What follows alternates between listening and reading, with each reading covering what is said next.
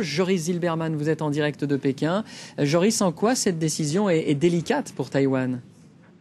Eh bien d'abord, c'est parce que Taïwan ne veut pas froisser la Chine, qui accuse le Dalai Lama d'encourager le séparatisme au Tibet.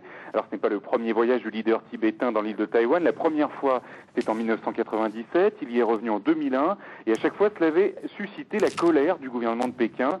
Il s'agissait en effet de visites officielles avec des leaders taïwanais à l'époque pro-indépendance.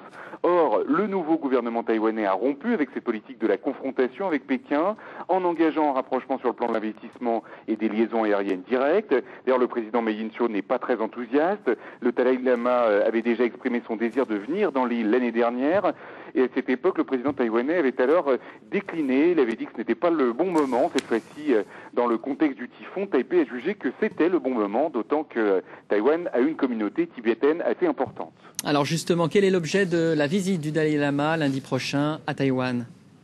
Eh bien, le leader spirituel tibétain va venir prier pour les victimes du typhon Morakot et bénir les survivants. Il n'est pas sûr que le président Ma Ying-jeou le rencontre. Ce n'est d'ailleurs pas le président qui l'avait invité, mais les maires de 7 villages du sud de l'île, dans le district de Kaohsiung, particulièrement touchés par le typhon. 7 élus affiliés au parti pro-indépendantiste, qui est désormais dans l'opposition.